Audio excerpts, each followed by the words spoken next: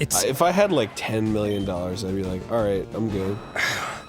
That's the thing, man. Like, it's just weird. Like, my uncle, like, was like, listen, kiddo, like, you think you make $1 million and that's it, you'll be fine. But to live the way you think a millionaire lives, you actually need closer to like $10 to $12 million. Yeah. And I'm like, oh my God, I made 300. And I was like, oh, sweet, $300. Oh, dude. Have you ever been in like natural hot springs? Yeah, once. Really? Yeah, I was in Japan. They're the best, aren't they? I was at, same uncle, actually. I was out on a road trip with him through the desert in Death Valley and like all parts of California and Nevada.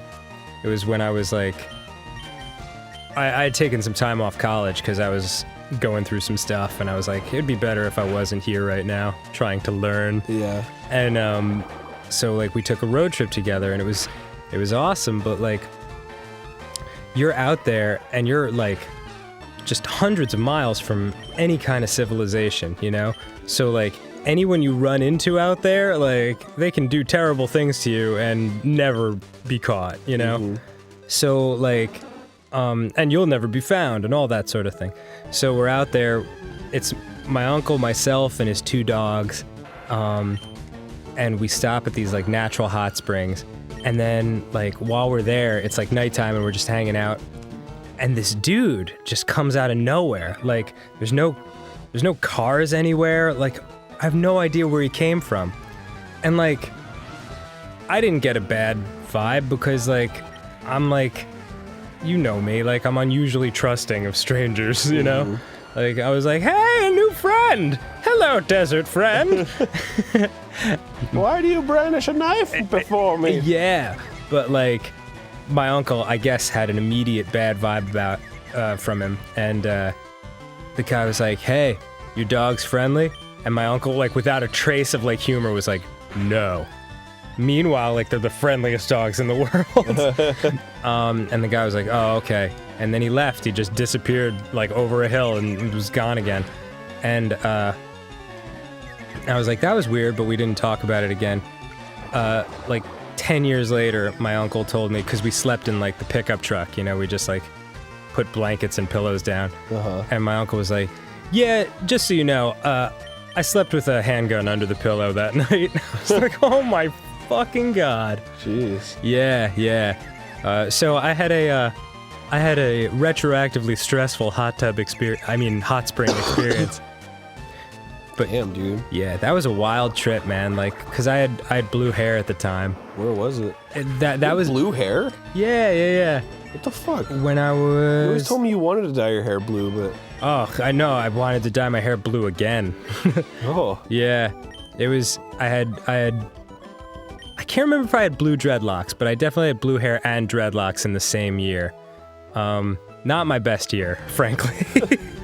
In terms of looking hot. Next time on Game Grumps. Oh, okay. I got more stories from that trip. All right. Okay. More stories next time on Game Grumps. Okay, bye. It's the hook. It's the cliffhanger. It's intense. No, so my uncle and I were driving through the desert, and one of the many weird adventures we had, we had some kind of like car problem, and we pulled over.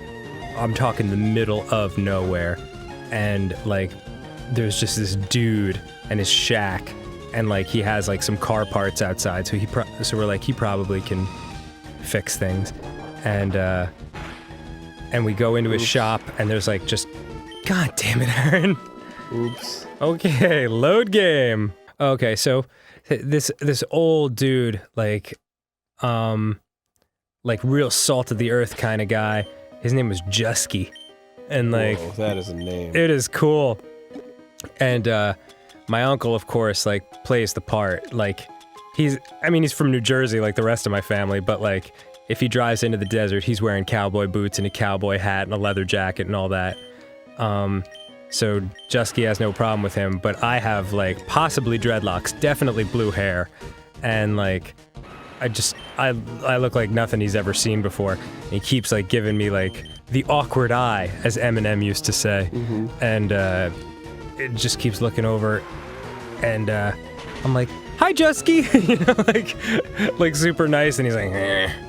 And yeah, and I'm pretty sure like he's about to call like the I don't know, the local chapter of the Klan on me or something. And my uncle who can read these situations really well, just immediately is like, oh yeah, you're probably looking at my nephew's hair, but he's a good boy, loves his Jesus, goes to church every Sunday. And Jesky's like, oh, all right. And like from that moment on, he was totally cool with me. And meanwhile, inside, I'm like, what's church?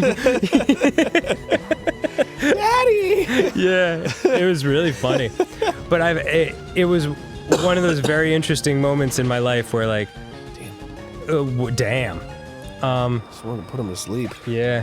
There's very few times, because I mean like, you know, if you're Jewish, like you experience anti-Semitism and stuff, but like, it's not as difficult. Well, I shouldn't say it's not as difficult, but like, it's not immediately recognizable. Like racism, if you're an African American person and you walk into a room, everyone knows, you know, that you're African American. Mm-hmm. But like, Judaism, like in a lot of cases, you know, like they don't know until you tell them. In which case, they're like, you just like a lying, sneaky Jew, not to. I'm just kidding.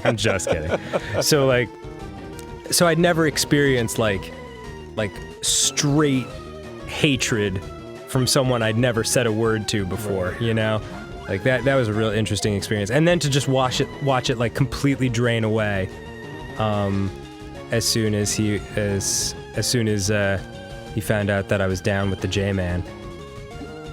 Dude, I'm down with the J-Man. You mean Jesus, right? Not Jew-Man, the superhero. No, Jesus, my gardener. Oh, real nice, Aaron. I'm just... Jesus Christ. What? He's a nice guy.